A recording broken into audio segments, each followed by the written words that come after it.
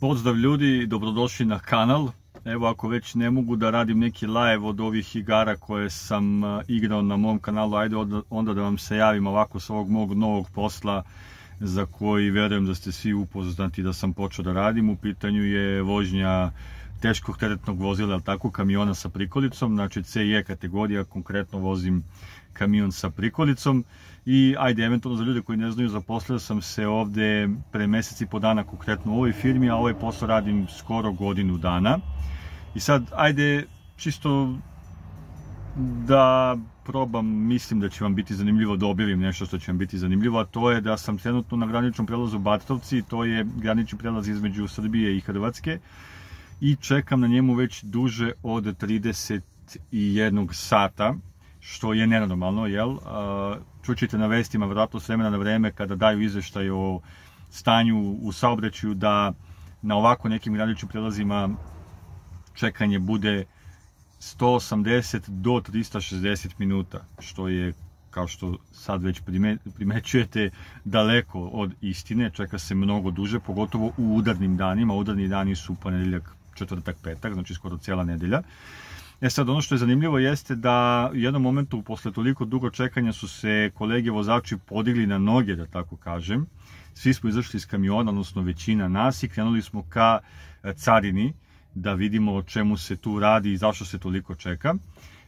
Naravno, mi znamo zašto se toliko čeka, zato što druge kolege koje nisu u koloni obilaze kolonu i onda dolaze dole, naravno, i prave čep. Svakako postoji opcija da sme da se obilazi kolona, a ta opcija je dozvoljena ljudima koji voze cisterne, cisterne, koje su ADR je opasna roba, naravno, i koji voze hladnjače, a hladnjače koje voze, recimo, ne znam, lekove ili tako neku robu, to se ovde terminski kaže u režimu, što znači da ima dozvolu da može da pređe granicu tako što obiđe kolonu, odnosno tako što ne čeka u koloni. Međutim, naša posla, kao i uvek, većina ljudi, moram reći domaćih kolega iz Srbije, obilazi kolonu.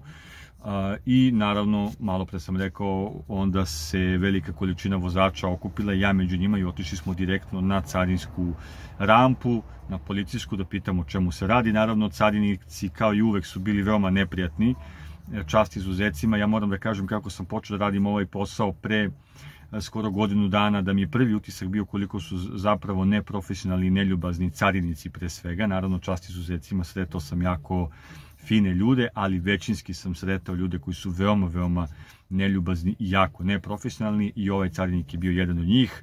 Odjednom je počeo da priča kako on tu, ne znam, dođite da vidite koliko je kamiona prošlo i šta ja znam, koliko sam ja propustio kamiona. Međutim, problem je bio u tome što niko nije obraćao na pažnju na ove kolege koji su obilazili kolonu i samim tim pravili čep. Kako se pojavilo nas? Pa moram reći oko 35-40.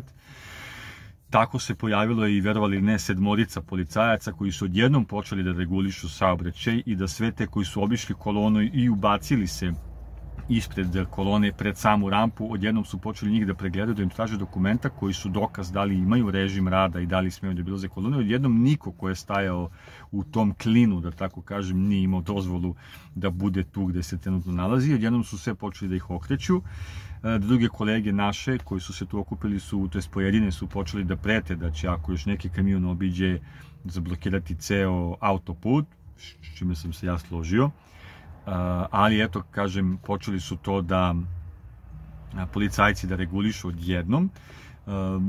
Naravno, pričao bi ja ovde još o nekim stvarima koje su uzročno-posledične na carinskim prelazima, ali tako, za te stvari nemam neke posredne, čak i neposredne dokaze i ne mogu to da pričam, a da ne navučem na sebe gnev naših institucija, tako, i neću više od toga pričati.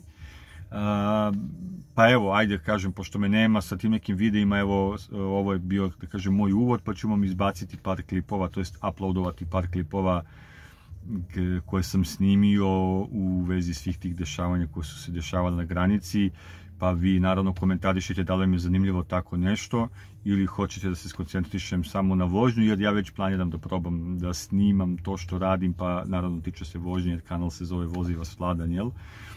pa da vidim da li će vam to biti zanimljivo i svakako prokomentarišite i naravno recite mi u komentarima da li vam odgovara ovako neki sadržaj ili ne. Eto, to je to za sada. Naravno i pitajte nešto ako vas zanima, tako da hvala na gledanju, pa se vidimo sljedeći put.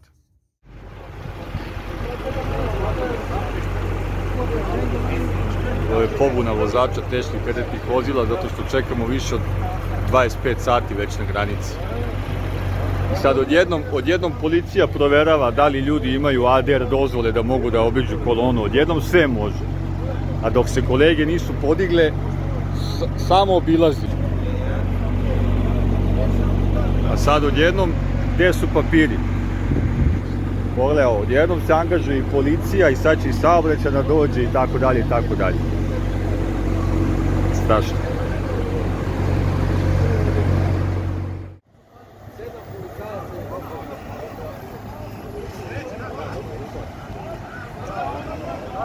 Evo ga, kaže prazan pa da obiđe kolonu. Kreći nazad.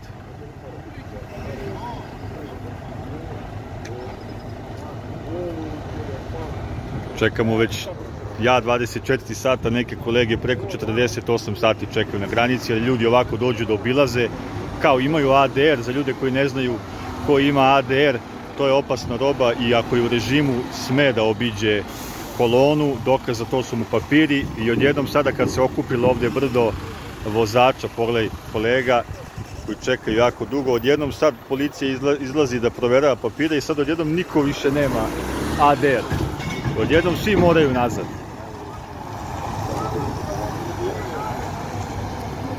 Neverovatno.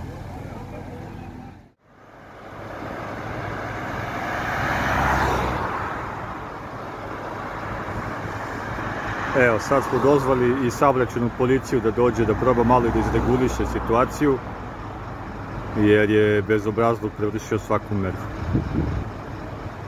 Kolege vozači su jako nezadovoljni situacijom, sa pravom.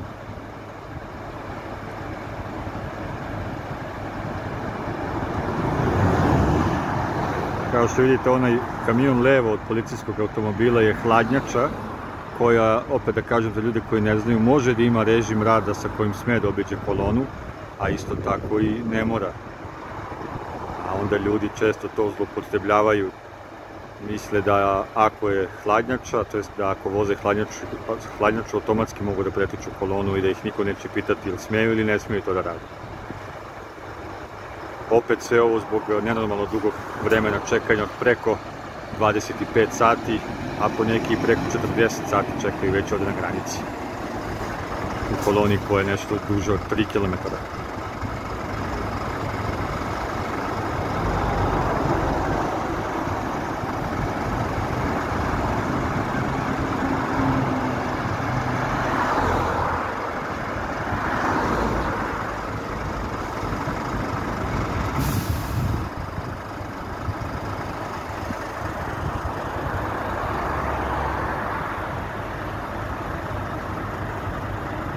Ja lično čekam juče od 10 ujutru, a sada je trenutno 2:30 popodne. Znači, koliko to dođe? 31 sat sam već na granici. 31 sat. Katastrofa. A onda čujemo na radiju da je zadržavanje teških teretnih vozila, izvinjam se, na graničnom prelazu Batovci do 360 minuta. Što aludira da se čeka i kraće, što je daleko od istine. Ali evo, podigli